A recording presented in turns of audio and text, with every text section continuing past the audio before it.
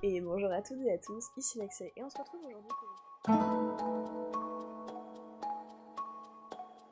aujourd'hui pour une nouvelle vidéo pour les favoris du mois de septembre. On a donc le petit plaid d'automne slash Halloween, parce que j'ai un plaid avec des citrouilles mais il est sur mon canapé.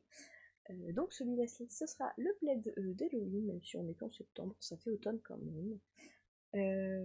Comme d'habitude, je vous mets le sommaire juste ici. J'ai mon petit carnet avec mes petites notes que je prends tous les mois, à chaque fois je veux faire un truc cool. Et on est parti du coup pour la première catégorie, la catégorie lecture. Comme d'habitude, je vais en parler un petit peu, je vais donner les titres. Mais si vous voulez en savoir plus, je retourne vers cette vidéo qui est du coup ma lecture du mois de septembre, dans laquelle je parlerai du coup plus en détail de ce que j'ai lu. Donc dans mes favoris de ce mois-ci, j'ai mis en lecture Rebel University and Troublemaker. Deux petites romances spicy, hein, voilà, il y a du spicy dedans, qui était très très cool, qui était très sympathique, que j'ai bien aimé. Euh, voilà, comme encore une fois je leur dis, j'ai une vidéo exprès pour en parler, donc je vais pas trop m'étaler dessus, je peux m'étaler sur les autres sujets. Alors, en termes de film, on a regardé Do Revenge, donc qui est un petit film qui parle de la revanche, voilà, c'est dans le titre. On suit deux adolescentes, une qui a été humiliée par son petit ami et l'autre qui a été humiliée elle aussi il y a plusieurs années. Elles vont se retrouver et faire en sorte de se venger ensemble. Voilà, ça va les faire devenir amies. Sauf que, plot twist, celle qui a humilié, celle qui vient aider notre petite victime de son copain, euh, et bah c'était celle-là même en fait. Et elle ne le comprend que très très tard que tout ceci n'est qu'un plan de sa part finalement. Qu'est-ce qu'on a regardé? On a regardé Demon Slayer. Alors, on l'a pas vu au ciné parce que, comme d'habitude, il n'est pas passé dans ma ville. Nous avons une trop petite ville où le cinéma ne passe pas ce genre de film. Enfin, ils l'ont passé, mais super tard, et j'avais pas envie de me faire spoiler sur TikTok hein, ce qui est arrivé. Hein. J'ai quand même réussi à me faire spoiler certaines choses. Euh, Donc voilà, on l'a regardé sur un site de streaming. Très cool. Franchement, je vais pas en dire grand chose parce que c'est une suite, c'est presque la fin de Demon Slayer, mais c'était très cool. Les scènes de combat étaient incroyables. Euh, les petites séquences émotions étaient très très bien aussi. Euh, voilà, j'ai très hâte d'avoir la fin, comme d'habitude. Hein, c'est bientôt la fin et j'ai très très très hâte d'avoir le combat final contre Deuxième. Euh, des petites pertes, hein, sniff sniff quand même certains personnages, mais c'était très cool. Et on a regardé Mala Influenza. Alors, c'est celui-là qui m'a fait dire. Je me souviens plus. Je vais aller regarder ce que c'est. Je ne me souviens pas.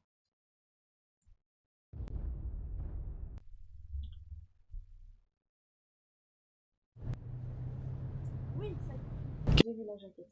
On suit du coup une jeune fille dont le père est très très très très riche, la mère est morte et il est parrain d'enfants qui n'ont plus de famille et il y a un des gosses dont il s'occupe qui c'est un délinquant concrètement. Il lui dit en fait si tu continues tes conneries tu vas finir en prison et moi je peux faire tout ce que je veux au bout d'un moment je ne peux plus. Et du coup, il va l'embaucher en tant que garde du corps pour sa fille qui se fait harceler au lycée. Et évidemment, ils vont tomber amoureux, histoire d'amour, le père n'est pas d'accord, voilà, voilà. Et il va considérer du coup que c'est une mauvaise influence, d'où le titre Mala Influenza. Et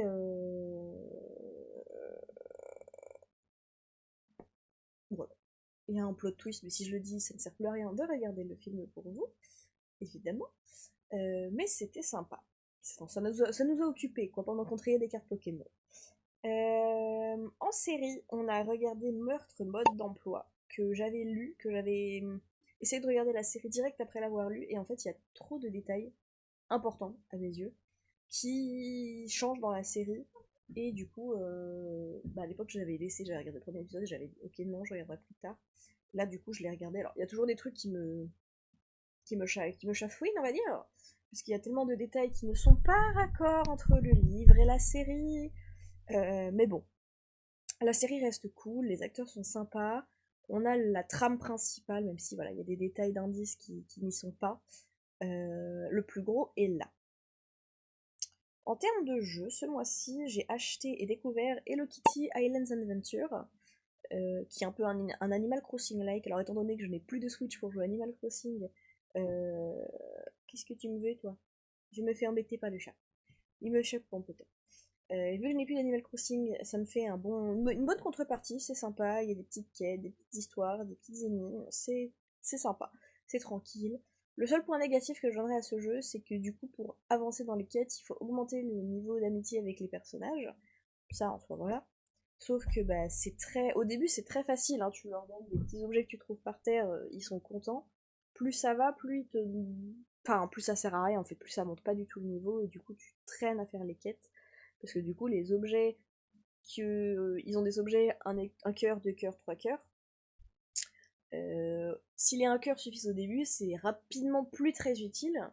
Et du coup, bah, on n'avance pas. Sauf que pour avoir les objets deux cœurs, trois cœurs pour certains personnages, hein, euh, bah du coup, on peut pas les avoir parce qu'il faut augmenter de niveau pour débloquer les améliorations d'équipement pour avoir cet objet. C'est le seul point négatif que je donnerais au jeu, parce que du coup ça fait qu'il faut jouer tous les jours pour donner des trucs tous les jours pour pouvoir finalement avancer au bout de X temps, donc c'est lent. En termes d'outfit, alors qu'est-ce que j'ai noté? J'ai noté l'outfit de quand on est allé à l'atoll. De mémoire, c'est celui où j'avais ma petite robe rouge à carreaux qui était trop belle. Qui était bien coiffée et tout. J'avais fait un TikTok de cette tenue d'ailleurs. Qui était très très cool. J'avais aussi fait un petit outfit sympa avec une robe pull marron, avec des petits champis et tout, très cozy vibes. J'étais tellement bien là-dedans. Et un outfit de quand on est allé à Nantes. Ah, quand on était allé se faire tatouer, donc je pense que c'était un outfit tout noir. Je ne sais plus si j'ai pris une photo. Mais si, de toute façon, comme d'hab, hein, je vous mettrai un panel avec tous les outfits, même ceux que j'ai pas notés, dessus. En termes de musique, j'ai réaccroché avec pas mal de musique d'Equestria Girls de My Little Pony. Voilà, j'ai des périodes comme ça où je retape dans les musiques de quand j'étais jeune, et là, du coup, c'est My Little Pony. Voilà. En termes du coup d'événements, du coup, je me suis fait tatouer. J'ai fait mon troisième tatouage que j'ai sur ce bras-là, qui est un petit ratou transpercé de flèches d'amour qui a été fait par Strobinel sur Nantes, donc Studio 54. C'est là où je vais faire tous mes tatouages et je ne suis toujours pas déçue. Voilà. Et petit bébé Onyx, qui est juste là à côté de moi. Tiens, viens voir petit bébé Onyx. Viens voir maman. Il est pas très consentant. Hop, le petit bébé, juste là, qui a bien grandi. Hein. Petit bébé, il a eu son vaccin. Son petit vaccin. Petit bébé, il est tout vacciné. Voilà. Hop. Donc voilà, ce petit vaccin qu'il a pas du tout aimé, contrairement à Elio qui ne. Enfin si, Elio il pignait vachement, mais quand il était petit, il était en sous-poids, donc Elio était très très mince. Et du coup, bah, la moindre piqûre, il la sentait passer très très fort. Euh, Parce qu'il faut savoir que Elio, quand je l'ai récupéré, c'était un chat semi-abandonné, c'est-à-dire que sa mère l'avait largué dans une maison et les gens les nourrissaient avec des restes, lui et ses frères et sœurs. Ils étaient 6 en tout, donc bah, ça fait pas beaucoup de nourriture pour 6. Contrairement à Onyx, du coup, qui est né chez une de mes collègues, qui s'en occupait, qui nourrissait, tout ça, tout ça. Euh, donc lui, il était en bonne santé, il était tout graissouillet, hein, c'était un bébé graissouillet. Et du coup, bah, il a moins senti le vaccin, mais il est très pignou, donc bah, il a pigné quand même. En termes d'animé, du coup, avant de regarder le film Demon Slayer, on a fini de regarder la saison 4, parce que c'était pas le mois dernier, c'était encore avant. Je m'étais retapé, voilà, en juin, je m'étais retapé toute la saison, de la saison 1 à la saison 3.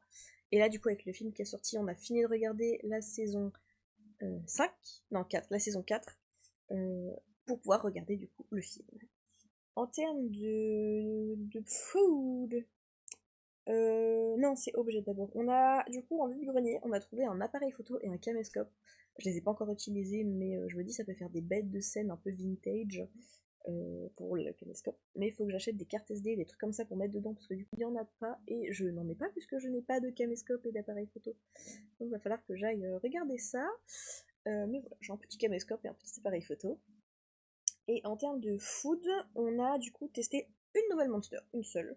La Monster Fantasy Ruby, elle est trop trop belle la canette, elle me fait grave penser à l'esthétique de Jinx. En termes de goût, j'ai pas grand souvenir, c'est que c'était pas non plus un truc que, voilà. Je voulais la goûter, parce que je veux toutes les goûter pour... Faudrait que je fasse peut-être un top tiers de mes monsters préférés, ça peut être sympa. Je l'aime bien, elle était sympa, genre j'ai pas de souvenir d'avoir été comme je peux l'être avec la White, mais elle m'a pas marqué plus que ça, donc voilà. Elle est bonne, elle est très cool, mais c'est pas ma préférée.